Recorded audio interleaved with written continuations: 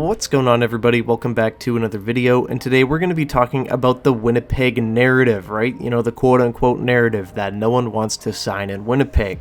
Making this video because Gabe Vilardi just re-upped on a 6-year extension worth $7.5 million.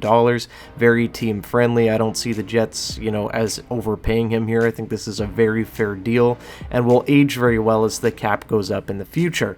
But, this is just another Winnipeg Jet that has come on down to Winnipeg and has stayed and, signing long-term. And, we've seen other guys like Neil Pionk this last season, get that big contract, the big long-term deal, ask for a no-trade clause on top of that, right? Like, he does not want to leave Winnipeg. And, this is something that is becoming more of a trend over the last few years. It started really, I have to think with, Mark Scheifele and Connor Hellebuck there, kind of looked like they were out the door, both coming off years for their standards, and their names were in the rumor mill.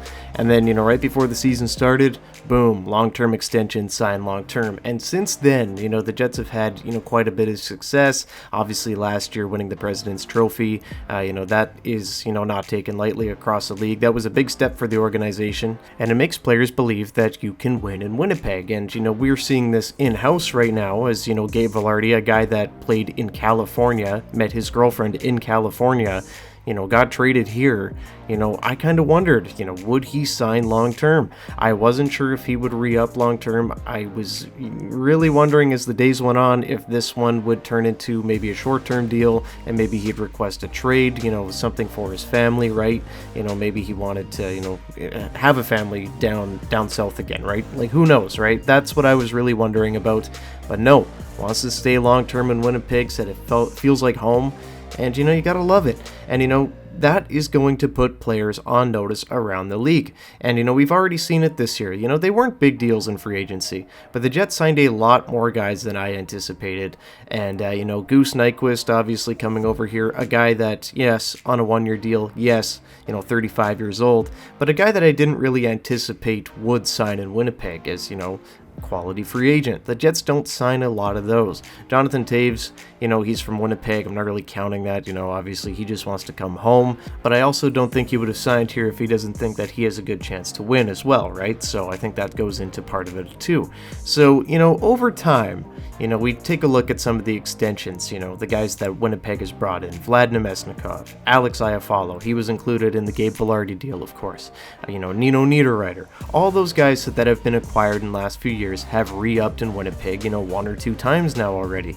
And it's just getting to the point now where this is becoming a very common theme. Guys want to stick around in Winnipeg, and even the guys that aren't being brought back, have a lot of good things to say. Mason Appleton, he wanted to stay in Winnipeg. That was, made very public.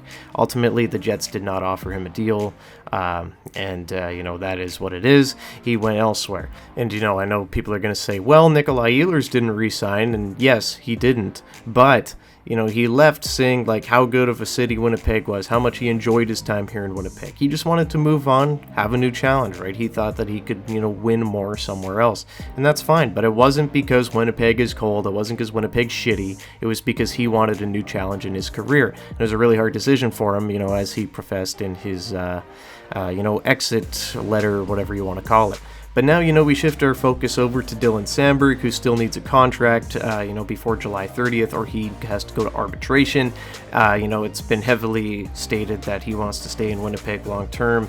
He could see himself here. I think it'll be a long-term, very comfy contract for him. I imagine somewhere in the $7 million range. That would be perfect as, the cap goes up. It's going to look like quite a steal in a couple of seasons as the cap goes up a ton, as I stated earlier in this video.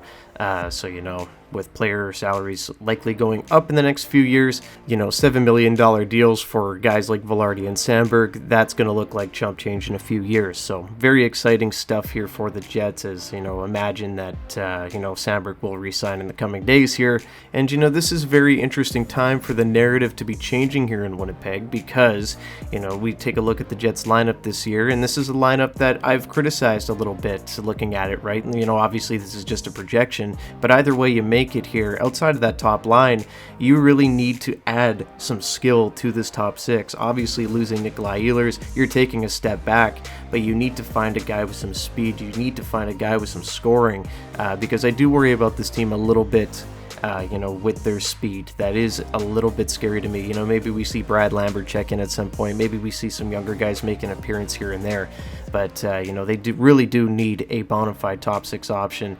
And, a lot of teams are out there looking for one, of course. But, they really do need a difference maker to that lineup. Maybe it's easier to do now. Maybe some guys are willing to, waive some no trade clauses, some no move clauses to come to Winnipeg. You never know, right? So, interesting time for the narrative to change here in the city, but going into the 25-26 season here, Jets got a lot of work ahead of them, and I do wonder if it becomes a tad easier for Kevin Cheveldayoff given the President's Trophy success, right? Do guys start to say, hey, I want to see what's out there in Winnipeg too. I want to see what all the hype's about.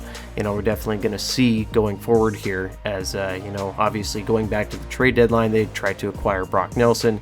He decided to waive his no-move clause, and obviously he wasn't, fantastic in Colorado, but I do think he would have flourished with guys like an Ehlers, like a Perfetti, right? I think it would have been a very good fit. So if you can bring in a player, maybe not Brock Nelson, obviously, but a player like that around the trade deadline or mid-season at some point to bolster this lineup, I'm sure the Jets are going for it this year. If you can do that, then you got some, you got some chances here. You could do a lot of stuff here. Last year was a lot of fun. Gonna need Connor Hellebuck to be a monster like he was last season. But, I do think that this team has a chance if they make some tweaks. We'll see what they do going forward. Now, to end off this video, I am going to be talking about Kyle Connor because he is eligible for an extension. He's on the last year of his contract, and he will be getting a sizable raise, whether it's with the Winnipeg Jets or not. But if it's not going to be with the Winnipeg Jets, they have to move him mid-year, right? I made a video about this already a couple weeks ago. Could be their very own Rantanen situation if he doesn't want to re-sign. But I take a look at the guys that have already bought in, like a Hellebuck, like a Scheifele, Velarde now, Sandberg kind of sounds like he's signing that long-term deal. You look around here, you've got all these guys buying in. I kind of wonder if Kyle Connor decides to do the same, right? Maybe he does want to go back home, and if that is the case, the Jets have to figure something out.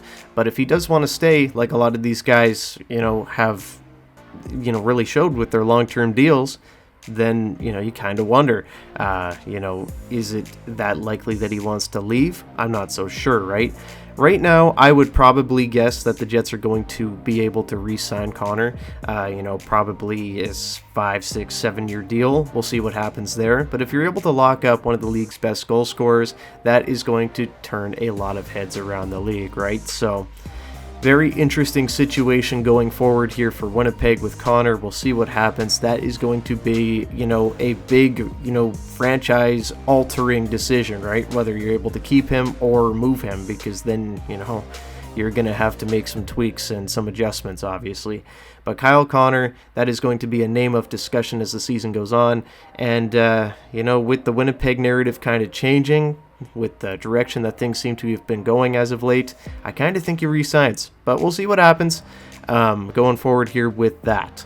But that's all I got today, guys. I just wanted to, kind of point out how things are changing here in Winnipeg over the last few seasons with their success. It's brought in some players that, maybe didn't imagine themselves being long-term Winnipeg Jets, but by the end of it, they signed a long-term deal. It's very interesting to see, how that's progressed over the last few years and where they were, about 4 or 5 seasons ago. But going into next season, it's going to be a lot of fun. We'll see what they do, and we'll see how some of these contract situations play out. And the big one obviously being Kyle Connor. But what do you guys think? Leave a comment down below. Do you think the narrative is going to change even more for Winnipeg? Do you think these long-term deals matter? I want to hear from you guys, right? I'm out of here. See you guys in the next one. Go Jets, go. Bye-bye.